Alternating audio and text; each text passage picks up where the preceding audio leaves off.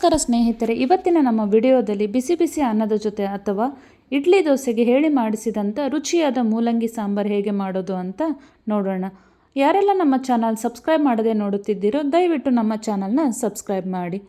ಮೂಲಂಗಿ ಅಂದರೆ ಇಷ್ಟಪಡದವರು ಕೂಡ ಈ ರೀತಿ ಮಾಡಿದರೆ ಖಂಡಿತ ಮತ್ತೆ ಮತ್ತೆ ಕೇಳ್ತಾರೆ.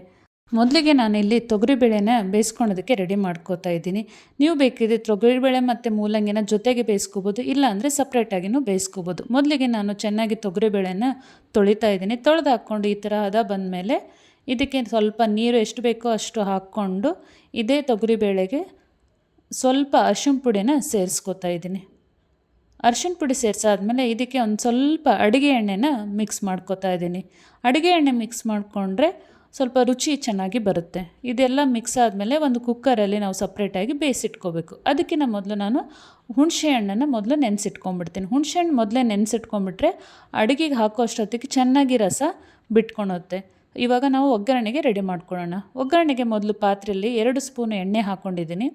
ಈ ಎಣ್ಣೆ ಸ್ಪೂನ್ ಹಾಕ್ಕೊಂಡ ತಕ್ಷಣ ಜೀರಿಗೆ, ಸಾಸಿವೆ ಹಾಕೋತಾ ಇದ್ದೀನಿ. ಒಗ್ಗರಣೆಗೆ ಜೀರಿಗೆ ಸಾಸಿವೆನೇ ಇಂಪಾರ್ಟೆಂಟು. ಸೊ ಹಾಗಾಗಿ ಜೀರಿಗೆ ಸಾಸಿವೆ ಹಾಕ್ಕೊಂಡು ಇದಕ್ಕೆ ಸ್ವಲ್ಪ ಹಿಂಗೆ ಬೆರೆಸಿದ್ದೀನಿ. ಸ್ವಲ್ಪ ಹಿಂಗೆ ಬೆರೆಸಾದ್ಮೇಲೆ ಸ್ವಲ್ಪ ಕರಿಬೇವನ್ನು ಹಾಕೋತಾ ಇದ್ದೀನಿ. ಇದಕ್ಕೆ ಕರಿಬೇವು ಹಾಕಿದರೆ ಚೆನ್ನಾಗಿ ಒಗ್ಗರಣೆ ಟೇಸ್ಟ್ ಬರುತ್ತೆ. ಇದಾದಮೇಲೆ ನೀವು ಮತ್ತು ಈರುಳ್ಳಿನ ಹೆಚ್ಚಿಟ್ಕೊಂಡಿದ್ದೀನಿ. ಈರುಳ್ಳಿನ ನೀವು ಉದ್ದಾಗಾದರೂ ಹೆಚ್ಚಿಟ್ಕೋಬೋದು, ಇಲ್ಲ ರೌಂಡಾಗಾದರೂ ಹೆಚ್ಚಿಟ್ಕೋಬೋದು. ನಾನಿಲ್ಲಿ ರೌಂಡಾಗಿ ಹೆಚ್ಚಿಟ್ಕೊಂಡು ಹಾಕಿದ್ದೀನಿ.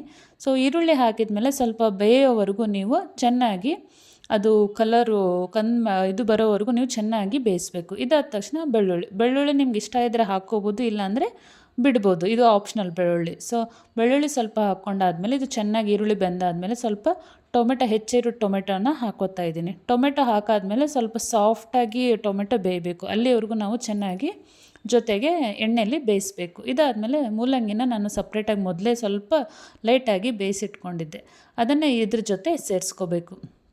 ಇದನ್ನು ಸೇರಿಸ್ಕೊಂಡಾದ್ಮೇಲೆ ರುಚಿಗೆ ತಕ್ಕಷ್ಟು ಉಪ್ಪು, ಅಚ್ಚ ಖಾರದ ಪುಡಿ, ಹಾಗೆ ಸ್ವಲ್ಪ ಸಾಂಬಾರು ಪೌಡರ್ನ ಹಾಕೋತಾ ಇದ್ದೀನಿ. ಅದಾದಮೇಲೆ ಹುಣಸೆಹಣ್ಣು ರಸ ಮೊದಲೇ ನೆನೆಸಿಟ್ಟಿರೋದ್ರಿಂದ ಹುಣಸೆಹಣ್ಣು ರಸ ಇದಕ್ಕೆ ಮಿಕ್ಸ್ ಮಾಡಿಕೊಂಡು ಒಂಚೂರು ಚೆನ್ನಾಗಿ ಹದ ಬರೋವರೆಗೂ ಬೇಯಿಸಬೇಕು.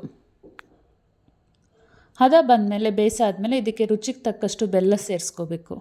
ಇದಾದಮೇಲೆ ಮೊದಲೇ ಬೇಯಿಸಿಟ್ಟಿರೋ ತೊಗರಿಬೇಳೆನ ಚೆನ್ನಾಗಿ ಮಿಕ್ಸ್ ಮಾಡ್ಕೋಬೇಕು, ಇದಕ್ಕೆ ಮಿಶ್ರಣ ಸೇರಿಸ್ಕೋಬೇಕು. ಇದಾದಮೇಲೆ ಎಲ್ಲ ಮಿಕ್ಸ್ ಮಾಡಿಕೊಂಡು ಅದಾದಮೇಲೆ ನಿಮಗೆ ಎಷ್ಟು ಬೇಕೋ ಅಷ್ಟು ನೀರನ್ನು ಮಿಕ್ಸ್ ಮಾಡ್ಕೋಬೋದು. ತೀರ ತೆಳ್ಳಗೂ ಆಗ್ಬಾರ್ದು, ತೀರ ದಪ್ಪಗೂ ಆಗ್ಲಾರ್ದಂಗೆ ನಿಮಗೆ ಯಾವ ಥರ ರುಚಿ ಬರುತ್ತೆ ನೋಡಿಕೊಂಡು ಸ್ವಲ್ಪ ಮೀಡಿಯಮ್ಮಲ್ಲಿ ನಾನು ನೀರು ಹಾಕ್ಕೊಂಡಿದ್ದೀನಿ. ಈ ಥರ ನೀರು ಮಿಕ್ಸ್ ಮಾಡಿಕೊಂಡು ಚೆನ್ನಾಗಿ ಕುದಿಯೋಕ್ಕೆ ಇಡ್ತಾಯಿದ್ದೀನಿ. ಸಾಂಬಾರು ಚೆನ್ನಾಗಿ ಕುದಿ ಬಂದಮೇಲೆ ಸಣ್ಣಗೆ ಹೆಚ್ಚಿದ ಕೊತ್ತಂಬರಿ ಸೊಪ್ಪು ಉದುರಿಸಿದರೆ ಘಮಘಮವಾಗಿ ಮೂಲಂಗಿ ಸಾಂಬಾರು ಸವಿಯಲು ಸಿದ್ಧ. ನೋಡಿದ್ರಲ್ಲ ಫ್ರೆಂಡ್ಸ್, ಎಷ್ಟು ಸುಲಭವಾಗಿ ಮೂಲಂಗಿ ಸಾಂಬಾರು ಮಾಡ್ಬೋದು ಅಂತ.